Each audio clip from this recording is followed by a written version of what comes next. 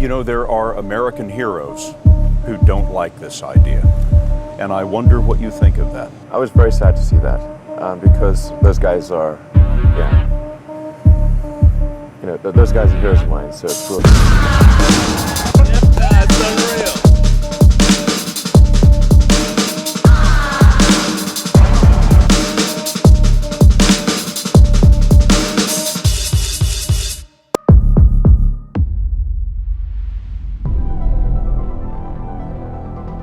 December 2008 ಇಡೀ ಜಗತ್ತೇ global financial crisis ಇಂದ ತತ್ತರಿಸಿ ಹೋಗಿರುತ್ತೆ. ಅಮೆರಿಕದ ಅತಿ ದೊಡ್ಡ ಬ್ಯಾಂಕ್ಗಳು ಮತ್ತೆ ಫೈನಾನ್ಷಿಯಲ್ ಇನ್ಸ್ಟಿಟ್ಯೂಟ್ಗಳು ಒಂದೊಂದೇ ಮುಳುಗೋಗ್ತಾ ಇರ್ತವೆ. ಇಡೀ ಮಾರ್ಕೆಟೇ ಅವತ್ತು ಕರಗಿ ನೀರಾಗ್ತಾ ಇರುತ್ತೆ. ಆದ್ರೆ ಅದೊಂದ್ ದಿವಸ ಚಳಿಗಾಲದ ಕರಾಳ ರಾತ್ರಿ. ಅವತ್ತಿನ ದಿವಸ ಒಬ್ಬ 37 ವರ್ಷದ ವ್ಯಕ್ತಿ ಕ್ಯಾಲಿಫೋರ್ನಿಯಾದ ಒಂದು ಸಣ್ಣ ರೂಮ್ ಅಲ್ಲಿ ತೀವ್ರ ಆತಂಕದಿಂದ ಆ ಕಡೆಯಿಂದ ಈ ಕಡೆಗೆ ಓಡಾಡ್ತಾ ಇರ್ತಾನೆ. ಅವನ ಹೃದಯ ಬಡಿತ ಎಷ್ಟು ಜೋರಾಗಿರುತ್ತೆ ಅಂದ್ರೆ ಅವನಿಗೆ ಪ್ಯಾನಿಕ್ ಅಟ್ಯಾಕ್ ಆಗಿರುತ್ತೆ. ಈ ಮನುಷ್ಯ ಬೇರೆ ಯಾರು ಅಲ್ಲ, ಅವನೇ ಇಲಾನ್ ಮಸ್ಕ್. ಈ ಮನುಷ್ಯನ್ಗೆ ಆ ವರ್ಷ ಬಂದಂತ ಕಷ್ಟ ಜಗತ್ತಿನ ಯಾವ ವ್ಯಕ್ತಿಗೂ ಬಂದಿರಕ್ಕೆ ಚಾನ್ಸ್ ಇಲ್ಲ. ಬಂದಿದ್ರೆ ಅವನು ಬದುಕ್ತಾನೂ ಇರ್ಲಿಲ್ಲ. ಅವನ ಮುದ್ದಾದ ಒಂದು ಮಗು ಹುಟ್ಟಿ 10 ವಾರಕ್ಕೆ ತೀರ್ಕೊಳ್ಳುತ್ತೆ. ಈ ಮಗುನ ಕಳ್ಕೊಂಡಿರೋ ನೋವಲ್ಲಿದ್ದ ಇಲಾನ್ ಮಸ್ಕಿಗೆ ನೆಕ್ಸ್ಟ್ ಅವರ ಹೆಂಡತಿ ಇಲಾನ್ ಮಸ್ಕಿಗೆ ಡಿವೋರ್ಸ್ ಕೊಟ್ಟು ಅವನಿಂದ ದೂರ ಹೋಗ್ತಾಳೆ. ಇನ್ನೊಂದು ಕಡೆ ಅವನ ರಕ್ತ ಬೆವರು ಸುರಿಸಿ ಕಟ್ಟಿದ ಒಂದು ಸ್ಪೇಸ್ ಕಂಪ್ನಿ ಉಡಾಯಿಸಿದ 3 ರಾಕೆಟ್ಗಳು ಆಕಾಶದಲ್ಲಿ ಎಕ್ಸ್ಪ್ಲೋಡ್ ಆಗಿ ಬೂದಿಯಾಗಿ ಹೋಗ್ತವೆ. ಇನ್ನೊಂದು ಕಡೆ ಇವನ ಕನಸಿನ ಕಂಪ್ನಿ ಆಗಿದ್ದ ಟೆಸ್ಲಾ ಬ್ಯಾಂಕ್ರಪ್ಟ್ ಆಗೋ ಪರಿಸ್ಥಿತಿಗೆ ಬಂದಿರುತ್ತೆ. ಮುಂದಿನ ತಿಂಗಳು ಇವರ ಎಂಪ್ಲಾಯಿಗಳಿಗೆ ಸಂಬಳ ಕೊಡೋಕ್ಕೂ ಇವ್ರ ಹತ್ರ ದುಡ್ಡಿರಲ್ಲ. ಇವನ ಪರಿಸ್ಥಿತಿ ಎಲ್ಲಿಗೆ ಬಂದಿರುತ್ತಂದ್ರೆ ಇವನಿದ್ದ ಮನೆಗೆ ಬಾಡಿಗೆ ಕಟ್ಟಕ್ಕೂ ಕೂಡ ಫ್ರೆಂಡ್ಸ್ ಹತ್ರ ಸಾಲ ಮಾಡೋ ಪರಿಸ್ಥಿತಿ ಬಂದಿರುತ್ತೆ. ಇಂಥ ಒಬ್ಬ ಇಲಾನ್ ಮಸ್ಕ್ ಜೂನ್ 2026 ಜಗತ್ತಿನ ಮೊದಲನೇ ಟ್ರಿಲಿಯನೇರ್ ಆಗ್ತಾನೆ. 2020ರಿಂದ 2026 ದುಡ್ದಿರೋದು. ಹಾಗಿದ್ರೆ 2008 ಜಸ್ಟ್ ಬಾಡಿಗೆ ಕಟ್ಟಕ್ಕೆ ಪರದಾಡ್ತಿದ್ದಂತ ಈ ವ್ಯಕ್ತಿ ಹೇಗೆ ಇವತ್ತು ಜಗತ್ತಿನ ಮೊದಲನೇ ಟ್ರಿಲಿಯನೇರ್ ಆಗಿದ್ದಾನೆ? ಇದು the story of Elon Musk, the man who refused to die. 2008 was brutal. 2008 we had the third consecutive failure.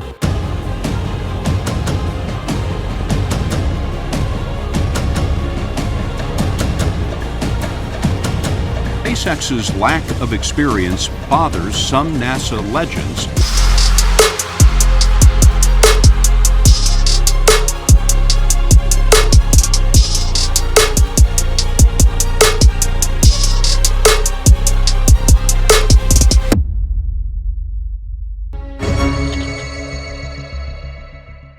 ಈ ಕಥೆಯ ಆಳಕ್ಕೋದಷ್ಟು ನಮಗೆ ಸಿಗೋದು ಒಬ್ಬ ಮನುಷ್ಯನ ಅತಿಯಾದ ಛಲ. 2008 ಫೈನಾನ್ಷಿಯಲ್ ಕ್ರೈಸಿಸ್ ಅಲ್ಲಿ ಇಲಾನ್ ಮಸ್ಕ್ ಟೋಟಲ್ಲು 0 ಆಗೋಗಿರ್ತಾನೆ. ಒಬ್ಬ ಸಾಮಾನ್ಯ ಬಿಸ್ನೆಸ್ ಮ್ಯಾನ್ಗೆ ಬಿಸ್ನೆಸ್ ಮುಳುಗೋದ್ರೆ ಅವನಿಗೆ ಕಾಪಾಡೋದು ಅವರ ಫ್ಯಾಮಿಲಿ, ಅವನ ಪರ್ಸನಲ್ ಲೈಫ್. ಬಟ್ ಇಲಾನ್ ಮಸ್ಕಿಗೆ ಅವನ ಪರ್ಸನಲ್ ಲೈಫ್ ಕೂಡ ಇರಲಿಲ್ಲ. ಇಲಾನ್ ಮಸ್ಕ್ ಆಗ ತಾನೇ ಅವರ ಮಗು ಕಳ್ಕೊಂಡಿರ್ತಾನೆ, ಹೆಂಡತಿ ಡೈವರ್ಸ್ ಕೊಟ್ಟಿರ್ತಾರೆ. ಈಗ ಇಲಾನ್ ಮಸ್ಕಿಗೆ ಇತ್ತ ಕಂಪನಿನೂ ಇಲ್ಲ, ಇತ್ತ ಫ್ಯಾಮಿಲಿನೂ ಇಲ್ಲ ಅನ್ನಂಗಾಗಿರುತ್ತೆ. ಆ ಟೈಮಲ್ಲಿ ಜಗತ್ತಿನ ಮಾಧ್ಯಮಗಳು ಇಲಾನ್ ಮಸ್ಕ್ನ ದ ಅಲ್ಟಿಮೇಟ್ ಲೂಸರ್ಸ್ ಅಂತ ಕರಿತಿರ್ತಾರೆ. ಇವನ ಹಣೆ ಬರ ಮುಗ್ದೋಯ್ತು, ಇನ್ಮೇಲೆ ಇಲಾನ್ ಮಸ್ಕ್ ಕ್ಲೋಸ್ ಅಂತಾನೆ ಎಷ್ಟೋ ದೊಡ್ಡ ನ್ಯೂಸ್ ಚಾನೆಲ್ಗಳು ಅನೌನ್ಸ್ ಮಾಡಿರ್ತವೆ. ನಿಮ್ಗೆ ಆಶ್ಚರ್ಯ ಆಗ್ಬೋದು, ಅಷ್ಟು ದೊಡ್ಡ ಪ್ರಪಾತಕ್ಕೆ ಬಿದ್ದ ವ್ಯಕ್ತಿ ಮತ್ತೆ ಹೇಗೆ ಮೇಲ್ ಬರಕ್ ಸಾಧ್ಯ ಇದೆ ಅಂತ. ಅದಕ್ಕೆ ಉತ್ತರ ಹುಡುಕ್ತಾ ಹೋದ್ರೆ ಅದ್ ನಮ್ಗೆ ಇಲಾನ್ ಮಸ್ಕ್ನ ಆಟಿಟ್ಯೂಡ್ ಅಲ್ಲೇ ಸಿಗುತ್ತೆ. ಏನಂದ್ರೆ ಈ ವ್ಯಕ್ತಿ ಏನೇ ಕೆಲಸ ಮಾಡಿದ್ರು ಕೂಡ ಅವನ ಜೀವನ ಎಲ್ಲಾನು ಅದ್ರ ಮೇಲೆ ಪಡ ಇಡ್ತಾ ಇದ್ದ. And then just work like hell. I mean, you just have to put in 80 to 100 hour weeks every week. And then a lot of work. All those things improve the odds of success. 2008 space X ಸತತವಾಗಿ ತನ್ನ 3ನೇ ರಾಕೆಟ್ನ launch ಮಾಡುತ್ತೆ. ಅದು ಕೂಡ fail ಆದಾಗ Elon Musk ಹತ್ರ ಒಂದೇ ₹1 savings ಇರಲ್ಲ. ಅವನ ಹತ್ರ ಇರೋ ಬರೋ ದುಡ್ಡೆಲ್ಲಾನು ಈ ಕಂಪ್ನಿ ಮೇಲೆ ಇನ್ವೆಸ್ಟ್ ಮಾಡಿರ್ತಾನೆ. ಅಮೆರಿಕದ ದೊಡ್ಡ ವೆಂಚರ್ ಕ್ಯಾಪಿಟಲಿಸ್ಟ್ಗಳು ಕೂಡ ಇಲಾನ್ ಮಸ್ಕಿಗೆ ₹1 ಕೊಡಕ್ಕೂ ರೆಡಿ ಇರಲ್ಲ. ಯಾಕಂದ್ರೆ ರಾಕೆಟ್ ಸೈನ್ಸ್ ಅನ್ನೋದು ನಾರ್ಮಲ್ ವ್ಯಕ್ತಿಯ ವಿಷಯ ಅಲ್ಲ. ಇದು ನಾಸಾ ಮತ್ತೆ ರಷ್ಯಾದಂತ ದೊಡ್ಡ ಸೈಂಟಿಸ್ಟ್ಗಳು ಮಾಡೋದು.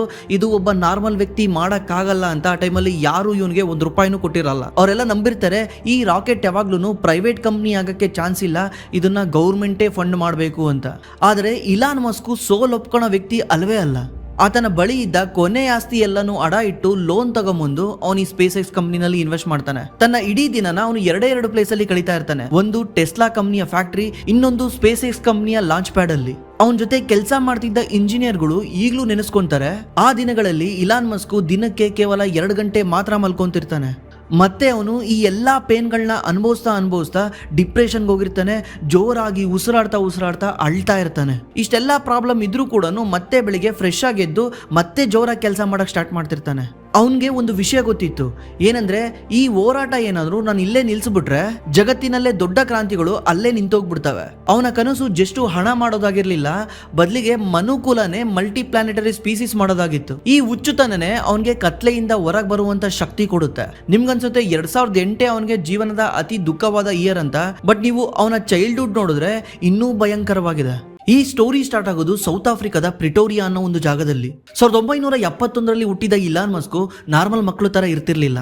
ಅವನು ಗಂಟೆಗಟ್ಲೆ ಒಂಟಿಯಾಗಿ ಕೂತ್ಕೊಂಡು ಬುಕ್ಸ್ ನ ಓದ್ತಾ ಇರ್ತಾನೆ. ಅವನು ಎಷ್ಟು ಸೈಲೆಂಟ್ ಇದ್ದ ಅಂದ್ರೆ ಅವ್ರ ಮನೆಯಲ್ಲಿ ಇವನ್ನ ಕ್ಯೂಡ ಅನ್ಕೊಂಡಿರ್ತಾರೆ, ಯಾಕಂದ್ರೆ ಎಷ್ಟು ಸಲ ಮಾತಾಡ್ಸಿದ್ರು ಮಾತಾಡ್ತಾ ಇರಲ್ಲ. ಇದೇ ವಿಚಾರವಾಗಿ ಅವ್ರ ತಾಯಿ ಅವನ್ನ ಹಾಸ್ಪಿಟ್ಲಿಗೆ ಕರ್ಕೊಂಡು ಹೋಗಿ ಕಿವಿ ಆಪರೇಷನ್ ಕೂಡ ಮಾಡಿಸ್ತಾರೆ. ಇವನು ಅವಾಗ್ಲಿಂದನೂ ಜಾಸ್ತಿ ಬುಕ್ ಓದ್ತಿರೋ ಕಾರಣದಿಂದ ತುಂಬಾ ಇಂಟೆಲೆಕ್ಟ್ ಆಗಿರ್ತಾನೆ. ಅಂದ್ರೆ ಇವನು ತುಂಬಾ ಲಾಜಿಕ್ ಆಗಿ ಮಾತಾಡ್ತಿರ್ತಾನೆ. ಒಂದು ಟೈಮಲ್ಲಿ ಇವ್ರಣ್ಣ ಕತ್ಲಲ್ಲಿ ಹೋಗ್ಬೇಕಾದ್ರೆ ಎದುರ್ಕೊಂತಿರ್ತಾನೆ. ಅವಾಗ ಇಲಾನ್ ಮಸ್ಕ್ ಅವನಿಗೆ ಹೇಳ್ತಾನೆ, darkness is the absent of the light, ತಲೆ ಕೆಡಿಸ್ಕೊಂಬೇಡ, ಇದು ನಾರ್ಮಲ್ ಇದ್ದಂಗೆನೆ ಅಂತ ಅವ್ರ ಅಣ್ಣಂಗೆ ಹೇಳ್ತಿರ್ತಾನೆ. ಈ ತರ ಇವನು ಜಾಸ್ತಿ ಲಾಜಿಕ್ ಆಗಿ ಮಾತಾಡ್ತಿರೋದ್ರಿಂದ ಆ ಟೈಮಲ್ಲಿರೋ ಹುಡುಗರಿಗೆ ಇವನ್ ಕಂಡ್ರೆ ಇಷ್ಟ ಆಗ್ತಿರ್ಲಿಲ್ಲ. ಇವ್ರ ಸ್ಕೂಲಲ್ಲಿ ಇವನನ್ನ ತುಂಬಾ ಕಾಡಿಸ್ತಾ ಇರ್ತಾರೆ. ಇವನ ಸ್ಕೂಲ್ ಜೀವನನೇ ಕಂಪ್ಲೀಟ್ಲಿ ನರಕ ಆಗೋಗಿರುತ್ತೆ. ಮತ್ತೆ ಇವನು ಆ ಟೈಮಲ್ಲಿ ಫಿಸಿಕಲಿ ತುಂಬಾ ಚಿಕ್ಕವನಿರೋದ ಕಾರಣದಿಂದ ಇವ್ರ ಸ್ಕೂಲ್ ಫ್ರೆಂಡ್ಸ್ಗಳು ಇವನ್ಗೆ ಸಖತ್ತು ಕಿಂಡಲ್ ಮಾಡ್ತಿರ್ತಾರೆ, ಹೊಡಿತಾ ಇರ್ತಾರೆ. ಒಂದು ದಿವಸ ಇವ್ರ ಸ್ಕೂಲ್ ಫ್ರೆಂಡ್ಸು ಇವನ ಮಾಡಿಯ ಮೆಟ್ಟಲ್ಗಳಿಂದ ಕೆಳಗೆ ತಳ್ತಾರೆ. ಇದರಿಂದ ಇವನ ಮೂಗಿನ ಮೂಳೆ ಕೂಡ ಮುರಿದೋಗುತ್ತೆ. ಅವತ್ತು ಮುರಿದೋಗಿರೋ ಮೂಳೆ ಇದುವರೆಗೂ ಕೂಡ ಸರಿಯಾಗಿಲ್ಲ. ಇವತ್ತು ಕೂಡ ಇಲಾನ್ ಮಸ್ಕಿಗೆ ಉಸಿರಾಟದ ತೊಂದರೆ ಇದೆ. ಮತ್ತೆ ಮನೆಗೆ ಬಂದ್ರೆ ಅವ್ರ ತಂದೆ ಇರಾಲ್ ಗ್ರಹಾಂ ಮಸ್ಕ್ ಇನ್ನೊಂಥರ ಕಿರುಕುಳ ಕೊಡ್ತಾ ಇರ್ತಾರೆ. ನೀನು ಲೈಫಲ್ಲಿ ಏನೂ ಸಾಧಿಸಕ್ಕಾಗಲ್ಲ, ನೀನೇನು ಮಾಡಕ್ಕಾಗಲ್ಲ, ನೀನ್ ವೇಸ್ಟ್ ಅಂತ ಅವನಿಗೆ ಮೆಂಟಲ್ ಟಾರ್ಚರ್ ಕೊಡ್ತಿರ್ತಾರೆ. ಮತ್ತೆ ಇವರ ತಂದೆ ತಾಯಿಯ ಸಂಬಂಧ ಕೂಡ ಚೆನ್ನಾಗಿರಲ್ಲ. ಇವರಿಬ್ರು ಡೈವರ್ಸ್ ಆಗ್ತಾರೆ. ಇಲಾನ್ ಮಸ್ಕ್ ಇದನ್ನೆಲ್ಲ ನೋಡಿ ತಡ್ಕೊಳಕ್ಕಾಗ್ದಲೆ ಅವ್ರ ಅಮ್ಮನ ಸಹಾಯದಿಂದ ಕೆನಡಾಗ್ ಹೋಗ್ತಾನೆ. ಕೆನಡಾಗ್ ಹೋಗಿ ಅಲ್ಲಿರೋ ಸಣ್ಣ ಪುಟ್ಟ ಕೆಲಸ ಎಲ್ಲ ಮಾಡಕ್ ಸ್ಟಾರ್ಟ್ ಮಾಡ್ತಾನೆ. ಅಂದ್ರೆ ಕಲ್ಲಿದ್ದಲಿನ ಗಣಿಗಳಲ್ಲಿ ಹೋಗಿ ಕಲ್ಲಿದ್ದಲನ್ನ ಕ್ಲೀನ್ ಮಾಡೋದು, ಮತ್ತೆ ಕಾಡ್ಗಳಲ್ಲಿ ಹೋಗಿ ಮರನ ಕಟ್ ಮಾಡೋದು, ಈ ತರ ಇನ್ನೂ ಅನೇಕ ತೀವ್ರ ಕಷ್ಟಕರವಾದ ಕೆಲಸಗಳನ್ನ ಮಾಡ್ತಾ ಇರ್ತಾನೆ. ಆ ಟೈಮಲ್ಲಿ ಅವನು ದಿವಸಕ್ಕೆ $1 ಸ್ಪೆಂಡ್ ಮಾಡಿ ಒಂದು ಹಾಟ್ ಡಾಗ್ ನ ತಿಂತಾ ಇರ್ತಾನೆ. ಅಂದ್ರೆ ನಮ್ಮ ಇಂಡಿಯಾದಲ್ಲಿ ಅದನ್ನ ಟೀ ಬನ್ ಅಂತ ಕರಿಬಹುದು. ಒಂದು ದಿವಸಕ್ಕೆ ಇದನ್ನ ಮಾತ್ರ ತಿನ್ಕೊಂಡೇ ಕೆಲಸ ಮಾಡ್ತಾ ಇರ್ತಾನೆ. ಯಾಕಂದ್ರೆ ಎಕ್ಸ್ಟ್ರಾ ತಿನ್ನಕ್ಕೆ ಅವನ ಹತ್ರ ದುಡ್ಡೇ ಇರ್ತಾ ಇರ್ಲಿಲ್ಲ. ಬಟ್ ಇನ್ನೊಂದು ಇಂಟ್ರೆಸ್ಟಿಂಗ್ ಫ್ಯಾಕ್ಟ್ ಏನಂದ್ರೆ ಅವನಿಗೆ ಈ ಎಲ್ಲಾ ಕಷ್ಟಗಳ ನಡುವೆನೂ ಓದುವ ರುಚಿ ಮಾತ್ರ ಕಡಿಮೆ ಆಗಲ್ಲ. ಅದಕ್ಕೆ ಅಂತಾನೆ ಅವನು ಅಮೆರಿಕಾ ಶಿಫ್ಟ್ ಆಗಿ ದ ಯೂನಿವರ್ಸಿಟಿ ಆಫ್ ಪೆನ್ಸಿಲ್ವೇನಿಯಾಗ್ ಸೇರ್ಕೊಂತಾನೆ. ಅವನ ತಲೆಯಲ್ಲಿ ಅವತ್ತಿಂದಾನು ಈ 3 ವಿಷಯಗಳ ಬಗ್ಗೆ ಜಾಸ್ತಿ ತಲೆ ಕೆಡಿಸ್ಕೊಂತಿರ್ತಾನೆ. ಒಂದು ಇಂಟರ್ನೆಟ್, ಇನ್ನೊಂದು ಸೋಲಾರ್ ಎನರ್ಜಿ, ಇನ್ನೊಂದು ಸ್ಪೇಸ್ ಎಕ್ಸ್ಪ್ಲೋರೇಷನ್. ಈ ತರ ಡೈಲಿ $1 ಕಷ್ಟಪಡ್ತಿದ್ದ ಇಲಾನ್ ಮಸ್ಕ್ ನೆಕ್ಸ್ಟ್ ಕೆಲವೇ ವರ್ಷಗಳಲ್ಲಿ $22 ಮಿಲಿಯನ್ ದುಡ್ಡನ್ನ ನೋಡ್ತಾನೆ. ಅಂದ್ರೆ 220 ಕೋಟಿ. 1993 ಇಲಾನ್ ಮಸ್ಕ್ ಸ್ಟಾನ್ಫರ್ಡ್ ಯೂನಿವರ್ಸಿಟಿನಲ್ಲಿ PhD ಮಾಡೋಕೆ ಅಂತ ಸೇರ್ಕೊಂತಾನೆ. ಇವನ್ ಸೇರ್ಕೊಂಡ ಕೇವಲ 2 ವರ್ಷದಲ್ಲಿ ಕಾಲೇಜೇ ಬಿಟ್ಬಿಡ್ತಾನೆ. ಯಾಕಂದ್ರೆ ಆ ಟೈಮಲ್ಲಿ ಇಂಟರ್ನೆಟ್ ಬೂಮು ಭಯಂಕರ ಓಡಾಡ್ತಾ ಇರುತ್ತೆ. ಜಗತ್ತಿನಾದ್ಯಂತ ಇಂಟರ್ನೆಟ್ ಬಗ್ಗೆನೇ ಮಾತಾಡ್ತಾ ಇರ್ತಾರೆ. ಅವಾಗ ಇಲಾನ್ ಮಸ್ಕಿಗೆ ಅನ್ಸುತ್ತೆ, ನಾನೇನಾದ್ರೂ ಈ ಅಪರ್ಚುನಿಟಿನ ಮಿಸ್ ಮಾಡ್ಕೊಂಡ್ರೆ ಇನ್ನೂ ನಾನು ಯಾವಾಗ್ಲೂ ಹಿಂದೆ ಉಳಿಬೇಕಾಗುತ್ತೆ ಅಂತ ಅವ್ನು ಕಾಲೇಜ್ಗೆ ಹೋಗೋದೇ ಬಿಟ್ಬಿಡ್ತಾನೆ. ಅಲ್ಲಿಂದ ಹೊರಗೆ ಬಂದು ಇವನ್ ಬ್ರದರ್ ಕಿಂಬಲ್ ಜೊತೆ ಸೇರ್ಕೊಂಡು ಒಂದು Zip2 ಅನ್ನೋ ಒಂದು ಸಣ್ಣ ಸಾಫ್ಟ್ವೇರ್ ಕಂಪ್ನಿನ ಲಾಂಚ್ ಮಾಡ್ತಾರೆ. ಆ ಟೈಮಲ್ಲಿ ಇವ್ರ ಹತ್ರ ಸಪರೇಟ್ ಆಫೀಸ್ ತಾಣಕ್ಕೆ ರೆಂಟ್ ಕಟ್ಟಕ್ಕೂ ಕೂಡ ದುಡ್ಡಿರ್ಲಿಲ್ಲ. ಅದಕ್ಕೆ ಇವ್ರೇನ್ ಮಾಡ್ತಾರೆ, ಇವ್ರದೇ ರೂಮಲ್ಲಿ ಕೂತ್ಕೊಂಡು ಈ ಕಂಪ್ನಿನ ಬಿಲ್ಡ್ ಮಾಡ್ತಾರೆ. ಆಗ ಇವ್ರ ಹತ್ರ ಒಂದೇ ಒಂದು ಕಂಪ್ಯೂಟರ್ ಇರುತ್ತೆ.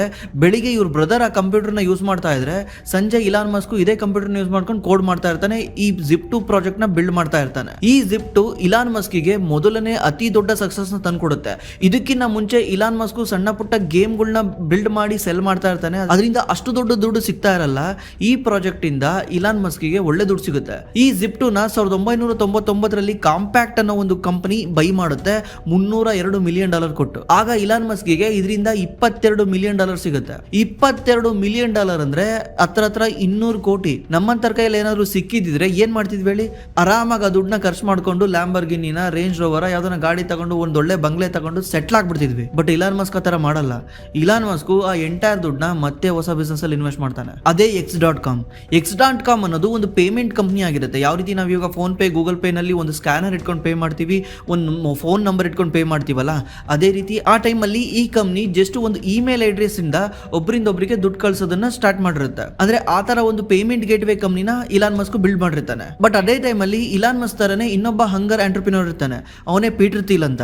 ಪೀಟರ್ ಥೀಲ್ದು ಕೂಡ ಒಂದು ಕಂಪ್ನಿ ಇರುತ್ತೆ, ಪೇಪಾಲ್ ಅಂತ. ಪೇಪಾಲ್ ಮತ್ತೆ X.com ಸೇಮ್ ಬಿಸ್ನೆಸ್ ಮಾಡ್ತಾ ಇರ್ತಾರೆ, ಒಬ್ರಿಗೊಬ್ರು ಕಾಂಪಿಟೇಟರ್ ಆಗಿರ್ತಾರೆ. ಆಗ ಪೀಟರ್ ಥೀಲ್ ಇಲಾನ್ ಮಸ್ಕ್ಗೆ ಕನ್ವಿನ್ಸ್ ಮಾಡ್ಬಿಟ್ಟು ಎರಡೂ ಕಂಪ್ನಿನೂ ಮರ್ಜ್ ಮಾಡ್ತಾರೆ. ಮುಂದೆ ಹೋಗಿ X.com ಪೇಪಾಲ್ ಆಗುತ್ತೆ. ಈ ಪೇಪಾಲು ಉತ್ತುಂಗದ ಸ್ಥಿತಿನಲ್ಲಿದ್ದಾಗ ಇಲಾನ್ ಮಸ್ಕಿಗೆ ಒಂದು ಭಯಂಕರ ಶಾಕಿಂಗ್ ಪರಿಸ್ಥಿತಿ ಬರುತ್ತೆ. ಏನಂದ್ರೆ ಇಲಾನ್ ಮಸ್ಕ್ ಆಗ ತಾನೇ ಮದ್ವೆ ಆಗಿ ಅವ್ರ ವೈಫ್ ಜೊತೆಗೆ ಹನಿಮೂನ್ ಹೋಗಿರ್ತಾನೆ. ಇದೇ ಸಿಚುವೇಶನ್ ನ ಯೂಸ್ ಮಾಡ್ಕೊಂಡು ಬೋರ್ಡ್ ಮೆಂಬರ್ ಎಲ್ಲಾನು ಇಲಾನ್ ಮಸ್ಕ್ ನ ಸಿಒ ಪೋಸ್ಟ್ ಇಂದ ಕೆಳಗಿಳಿಸ್ತಾರೆ. ಇಲಾನ್ ಮಸ್ಕ್ ನ ಸಿಒ ಪೋಸ್ಟ್ ಇಂದ ಕೆಳಗಿಳಿಸಿ ಈ ಪೀಟರ್ ಥೀಲ್ ನ ಸಿಒ ಮಾಡ್ತಾರೆ. ಇದಕ್ಕೆ ರೀಸನ್ ತುಂಬಾ ಉದ್ದ ಇದೆ, ಅದನ್ನ ಈ ವಿಡಿಯೋದಲ್ಲಿ ಹೇಳ್ಕೊಂಡು ಹೋದ್ರೆ ಈ ವಿಡಿಯೋ ಎಲ್ಲೋ ಹೋಗ್ಬಿಡುತ್ತೆ. ಅದರಿಂದ ಇಲಾನ್ ಮಸ್ಕ್ ಆ ಸಿಒ ಪೋಸ್ಟ್ ನ ಕಳ್ಕೊಂಡು ನಾರ್ಮಲ್ ವ್ಯಕ್ತಿ ತರ ಅದೇ ಆಫೀಸ್ ಅಲ್ಲಿ ಕೆಲಸ ಮಾಡ್ತಾನೆ.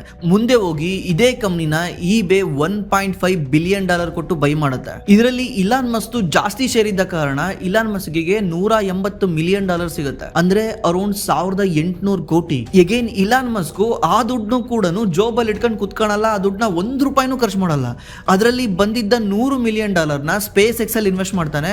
ಮತ್ತೆ ಇನ್ನು ಉಳಿದಿರೋ $70 ಮಿಲಿಯನ್ ಟೆಸ್ಲಾದಲ್ಲಿ ಇನ್ವೆಸ್ಟ್ ಮಾಡ್ತಾನೆ. ಇನ್ನು $10 ಮಿಲಿಯನ್ ಮಾತ್ರ ಇವನ್ ಜೋಬಲ್ಲಿ ಇಟ್ಕೊಂಡಿರ್ತಾನೆ, ಅದನ್ನು ಕೂಡ ಖರ್ಚು ಮಾಡಿರಲ್ಲ, ಹಂಗೆ ಇಟ್ಕೊಂಡಿರ್ತಾನೆ. ಅವನೊಂದು ಮನೆ ತಗೊಳಲ್ಲ, ಅವನೊಂದು ಕಾರ್ ತಗೊಳಲ್ಲ, ಅವ್ನು ಏನಕ್ಕೂ ಸ್ಪೆಂಡ್ ಮಾಡಲ್ಲ.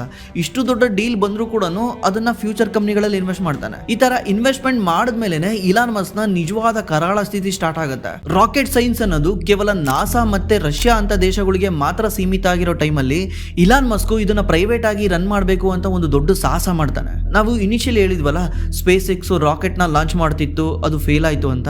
ಅದೇ ರೀತಿ ಸ್ಪೇಸ್ ಎಕ್ಸ್ ತನ್ನ ಮೊದಲನೇ ರಾಕೆಟ್ ನ ಲಾಂಚ್ ಮಾಡುತ್ತೆ. ಅದ ಹೆಸರು ಬಂದು ಫಾಲ್ಕಾನ್ 1 ಅಂತ. ಇದು ಲಾಂಚ್ ಮಾಡಿದ ಕೆಲವೇ ಸೆಕೆಂಡ್ ಗಳಲ್ಲಿ ಕ್ರಾಶ್ ಆಗಿ ಸಮುದ್ರಕ್ಕೆ ಬೀಳುತ್ತೆ. ಬಟ್ ಇಲಾನ್ ಮಸ್ಕ್ ಇದಕ್ಕೆಲ್ಲ ತಲೆ ಕೆಡಿಸ್ಕೊಳಲ್ಲ. ಇಲಾನ್ ಮಸ್ಕ್ ಮತ್ತೆ ವರ್ಕ್ ಮಾಡಕ್ ಸ್ಟಾರ್ಟ್ ಮಾಡ್ತಾನೆ. ಮತ್ತೆ ಕೆಲವೇ ತಿಂಗಳುಗಳಲ್ಲಿ ಇನ್ನೊಂದು ರಾಕೆಟ್ ಲಾಂಚ್ ಮಾಡ್ತಾರೆ. ಈ ರಾಕೆಟ್ ನ ಲಾಂಚ್ ಮಾಡ್ಬೇಕಾದ್ರೆ ಎಂಟೈರ್ ಮೀಡಿಯಾ ಬಂದ್ಬಿಟ್ಟು ಆ ರಾಕೆಟ್ ಲಾಂಚ್ ಇವೆಂಟ್ ನ ಕವರ್ ಮಾಡ್ತಾ ಇರುತ್ತೆ. ಆ ಮೀಡಿಯಾದ ಎದುರುಗಡೆನೆ ಈ ರಾಕೆಟ್ ಕೂಡ ಕ್ರಾಶ್ ಆಗೋಗುತ್ತೆ. ಬಟ್ ಆದ್ರೂ ಕೂಡ ಇಲಾನ್ ಮಸ್ಕ್ ಇದಕ್ಕೆಲ್ಲ ತಲೆ ಕೆಡಿಸ್ಕೊಳಲ್ಲ. 3ನೇ ಸಲ ಟ್ರೈ ಮಾಡ್ತಾನೆ. 3ನೇ ಸಲ ರಾಕೆಟ್ ನ ಬಿಲ್ಡ್ ಮಾಡಕ್ಕೆ ಇಲಾನ್ ಮಸ್ಕ್ ಹೊರಗಡೆಯಿಂದ ಲೋನ್ ತಗೊಂಬಂದು ಮತ್ತೆ ಈ ರಾಕೆಟ್ ನ ಬಿಲ್ಡ್ ಮಾಡಿರ್ತಾನೆ. ಈ ರಾಕೆಟ್ ಕೂಡ ಆಕಾಶದಲ್ಲಿ ಕ್ರಾಶ್ ಆಗಿ ಸುಟ್ಟು ಬೂದಿ ಆಗೋಗುತ್ತೆ. ಇವಾಗ ಇಲಾನ್ ಮಸ್ಕ್ ಹತ್ರ ಮತ್ತೆ ಇಲಾನ್ ಮಸ್ಕ್ ಕಂಪ್ನಿ ಹತ್ರ ಒಂದೇ $1 ದುಡ್ಡಿರಲ್ಲ. ಅವ್ರ ಹತ್ರ ಇರೋ ಬ್ಯಾಂಕ್ ಬ್ಯಾಲೆನ್ಸ್ ಎಲ್ಲ ಕೂಡ ಝೀರೋ ಆಗಿ ಹೋಗಿರುತ್ತೆ. ನೆಕ್ಸ್ಟ್ ತಿಂಗಳು ಅವ್ರ ಎಂಪ್ಲಾಯ್ಗಳಿಗೆ ಸ್ಯಾಲರಿ ಕೊಡಕ್ಕೂ ಕೂಡ ಇಲಾನ್ ಮಸ್ಕ್ ಕಂಪ್ನಿ ಹತ್ರ ಒಂದೇ $1 ದುಡ್ಡಿರಲ್ಲ. ಇನ್ನೊಂದು ಕಡೆಗೆ ಬಂದ್ರೆ ಇಲಾನ್ ಮಸ್ಕ್ ನ ಇನ್ನೊಂದು ಕಂಪ್ನಿ ಟೆಸ್ಲಾ. ಈ ಟೆಸ್ಲಾ ಕೂಡ ಅವಾಗ ಗ್ಲೋಬಲ್ ಫೈನಾನ್ಷಿಯಲ್ ಕ್ರೈಸಿಸ್ ಇಂದ ತುಂಬಾ ಸಫರ್ ಮಾಡ್ತಾ ಇರುತ್ತೆ. ಮತ್ತೆ ಈ ಟೆಸ್ಲಾದ ಕಾರ್ ಆಗಿರೋ ರೋಸ್ಟರ್ ಅನ್ನೋ ಒಂದು ಕಾರು ತುಂಬಾ ಟೆಕ್ನಿಕಲ್ ಪ್ರಾಬ್ಲಮ್ ನ ಎದುರಿಸ್ತಾ ಇರುತ್ತೆ. ಇಂಥ ಒಂದು ಸ್ಥಿತಿನಲ್ಲಿ ಬೇರೆ ಯಾರಾದ್ರೂ ಇದ್ದಿದ್ರೆ ನಿಜವಾಗ್ಲೂ ನೆಕ್ಸ್ಟ್ ಮೂವ್ ಮಾಡ್ದಲೆ ನನ್ನ ಹಣೆ ಬರ ಅಂತ ಎಲ್ಲಾನು ಕ್ಲೋಸ್ ಮಾಡ್ಕೊಂಡು ಮನೆಗೆ ಹೋಗ್ತಾ ಇದ್ರು. ಈವನ್ ನಾನು ಕೂಡ ಅದೇ ಮಾಡ್ತಾ ಇದ್ದೆ. ನಾನೇನಾದ್ರೂ 2008 ಫೈನಾನ್ಷಿಯಲ್ ಕ್ರೈಸಿಸ್ ಅಲ್ಲಿ ಇದ್ದಿದ್ರೆ, ಯಾಕಂದ್ರೆ ನನಗಿರೋ ನಾಲೆಡ್ಜ್ ಅವಾಗ ಇದ್ದಿದ್ರೆ ದೇವರಣೆಗೂ ನಾನು $1 ಇನ್ವೆಸ್ಟ್ ಮಾಡ್ತಿರ್ಲಿಲ್ಲ. ಯಾಕಂದ್ರೆ ಅದು ಬಿಗ್ಗೆಸ್ಟ್ ಫೈನಾನ್ಷಿಯಲ್ ಕ್ರೈಸಿಸ್. ನಾವು ಮತ್ತೆ 2000 ವರ್ಷ ಹಿಂದೆ ಹೋಗ್ಬೇಕಾಗಿತ್ತು, ಅದೇನಾದ್ರೂ ನಾವು ಸಾಲ್ವ್ ಮಾಡ್ಲದಲ್ಲೇ ಇದ್ದಿದ್ರೆ. ಅಂತ ಫೈನಾನ್ಷಿಯಲ್ ಕ್ರೈಸಿಸ್ ಅಲ್ಲಿ ಇಲಾನ್ ಮಸ್ಕ್ ತನ್ನ ಹತ್ರ ಇದ್ದ ಎಲ್ಲಾ ದುಡ್ಡನ್ನು ಈ 2 ಕಂಪ್ನಿನಲ್ಲಿ ಇನ್ವೆಸ್ಟ್ ಮಾಡಿ ಮತ್ತೆ ಬಿಲ್ಡ್ ಮಾಡಕ್ ಸ್ಟಾರ್ಟ್ ಮಾಡ್ತಾನೆ. ಸೆಪ್ಟೆಂಬರ್ 28, 2008 ಇದು ಜಗತ್ತಿನ ಇತಿಹಾಸದಲ್ಲೇ ಅತಿ ರೋಮಾಂಚನಕರವಾದ ದಿನ. ಸ್ಪೇಸ್ ಎಕ್ಸ್ ನ 4ನೇ ರಾಕೆಟ್ ಆಗಿರೋ ದ ಫಾಲ್ಕಾನ್ 1 ಲಾಂಚ್ ಪ್ಯಾಡ್ ಮೇಲೆ ನಿಂತಿರುತ್ತೆ. ಇದು ಜಸ್ಟ್ ಒಂದು ರಾಕೆಟ್ ಲಾಂಚ್ ಆಗಿರಲ್ಲ, ಇದು ಇವನ ಲೈಫ್ ನ ಕೊನೆಯ ಉಸಿರಾಗಿರುತ್ತೆ. ಒಂದು ವೇಳೆ ಈ 4ನೇ ರಾಕೆಟ್ ಕೂಡ ಏನಾದ್ರೂ ಫೇಲ್ ಆಗಿದ್ದಿದ್ರೆ ನಾವಿವತ್ತು ಕುತ್ಕೊಂಡು ಇಲಾನ್ ಮಸ್ಕ್ ಬಗ್ಗೆ ಮಾತಾಡ್ತಾನೆ ಇರ್ಲಿಲ್ಲ. ನೀವ್ಯಾರಿಗೂ ಕೂಡ ಇಲಾನ್ ಮಸ್ಕ್ ಯಾರು ಅಂತಾನೂ ಗೊತ್ತಿರ್ತಿರ್ಲಿಲ್ಲ. ಕಂಟ್ರೋಲ್ ರೂಮ್ ಅಲ್ಲಿ ಕೌಂಟ್ ಡೌನ್ ಶುರುವಾಗುತ್ತೆ. 3, 2, 1 ಅಂತ. ಈ ಫಾಲ್ಕಾನ್ ರಾಕೆಟ್ ಆಕಾಶದಲ್ಲಿ ಯಶಸ್ವಿಯಾಗಿ ಅರ್ಥ ಆರ್ಬಿಟ್ ನ ಟಚ್ ಮಾಡುತ್ತೆ. ಇಡೀ ಕಂಟ್ರೋಲ್ ರೂಮ್ ಅಲ್ಲೇನೆ ಎಲ್ಲಾರು ಸಂತೋಷದ ಕಣ್ಣೀರಲ್ಲಿ ಮುಳುಗೋಗಿರ್ತಾರೆ. ಈ ರಾಕೆಟ್ ಲಾಂಚ್ ಇಲಾನ್ ಮಸ್ಕ್ ನ ಹಣೆ ಬರನೇ ಚೇಂಜ್ ಮಾಡಾಕತ್ತೆ.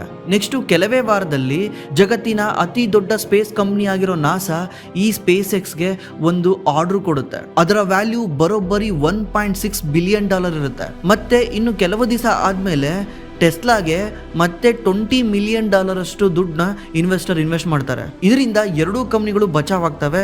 ನೆಕ್ಸ್ಟ್ ಈ ಕಂಪ್ನಿಗಳು ಗ್ರೋ ಆಗ್ತವೆ. ಅಲ್ಲಿಂದ ಇಲ್ಲಿವರೆಗೂ ಇಲಾನ್ ಮಸ್ಕ್ ಒಂದು ದಿವಸನೂ ತಿರುಗಿ ನೋಡೇ ಇಲ್ಲ. 2012ರಲ್ಲಿ ಸ್ಪೇಸ್ ಎಕ್ಸ್ ಇಂಟರ್ನ್ಯಾಷನಲ್ ಸ್ಪೇಸ್ ಸ್ಟೇಷನ್ಗೆ ಕಾರ್ಗೋ ಕಳಿಸಿದ ಮೊದಲನೇ ಪ್ರೈವೇಟ್ ಕಂಪ್ನಿ ಆಗುತ್ತೆ. ಮತ್ತೆ 2020ರಲ್ಲಿ ಮನುಷ್ಯರನ್ನೇ ಬಾಹ್ಯಾಕಾಶಕ್ಕೆ ಕಳಿಸುತ್ತೆ. ಇತ್ತ ಟೆಸ್ಲಾ ಜಗತ್ತಿನ ಅತಿ ದೊಡ್ಡ ಎಲೆಕ್ಟ್ರಿಕ್ ವೆಹಿಕಲ್ ಕಂಪ್ನಿಯಾಗಿ ಎವ್ರಿ ಡೇ ಗ್ರೋ ಆಗ್ತಾ ಇರುತ್ತೆ. ಮತ್ತೆ 2021 ಜನವರಿನಲ್ಲಿ ಇಲಾನ್ ಮಸ್ಕ್ ಜಗತ್ತಿನ ಅತಿ ದೊಡ್ಡ ಶ್ರೀಮಂತ ವ್ಯಕ್ತಿ ಆಗ್ತಾನೆ. ಮತ್ತೆ ಮುಂದೆ ಹೋಗಿ ಜಗತ್ತಿನಲ್ಲೇ ಮೊದಲನೇ 300 ಬಿಲಿಯನ್ ಗಡಿ ದಾಟಿದ ವ್ಯಕ್ತಿ ಅಂದ್ರೆ ಅದು ಇಲಾನ್ ಮಸ್ಕ್. 400 ಬಿಲಿಯನ್ ಅಂದ್ರೆ ಅದು ಇಲಾನ್ ಮಸ್ಕ್. 500 ಬಿಲಿಯನ್ ಅಂದ್ರು ಅದು ಇಲಾನ್ ಮಸ್ಕ್. ಇವತ್ತು 1 ಟ್ರಿಲಿಯನ್ ಅಂದ್ರು ಅದು ಇಲಾನ್ ಮಸ್ಕ್. 1000 ಬಿಲಿಯನ್ಗೆ 1 ಟ್ರಿಲಿಯನ್ ಆಗುತ್ತೆ. ಒಂದ್ ಟೈಮಲ್ಲಿ ಇಡೀ ಜಗತ್ತು ಇಲಾನ್ ಮಸ್ಕ್ನ ಹುಚ್ಚ ಅಂತ ಕರಿತಾ ಇತ್ತು. ಇಲಾನ್ ಮಸ್ಕಿಗೆ ಒಂದು ಇಂಟರ್ವ್ಯೂನಲ್ಲಿ ಕ್ವಶನ್ ಕೇಳ್ತಾರೆ, ನಿಮ್ಮ ಕಂಪ್ನಿ 3 ಸಲ ರಾಕೆಟ್ನ ಲಾಂಚ್ ಮಾಡಿನೂ ಫೇಲ್ ಆದಾಗ ನಿಮಗೆ ಕ್ಲೋಸ್ ಮಾಡಬೇಕು ಅಂತ ಅನಿಸ್ಲಿಲ್ವಾ ಅಂತ. ಅದಕ್ಕೆ ಇಲಾನ್ ಮಸ್ಕ್ ಏನ್ ಆನ್ಸರ್ ಮಾಡ್ತಾನಂದ್ರೆ, ಐ ನೆವರ್ ಗಿವ್ ಅಪ್, ನಾನು ಸಾಯೋವರೆಗೂ ಟ್ರೈ ಮಾಡೋದನ್ನ ನಿಲ್ಸಲ್ಲ ಅಂತ.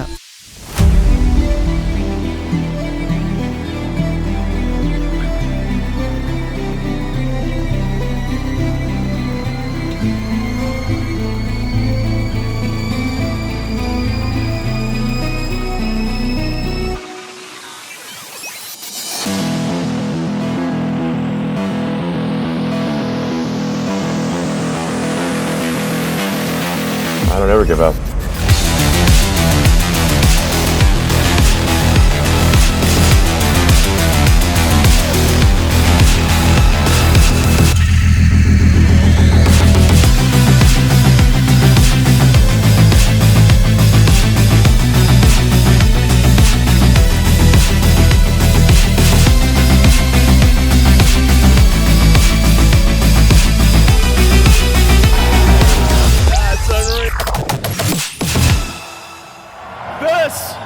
This is what victory feels like.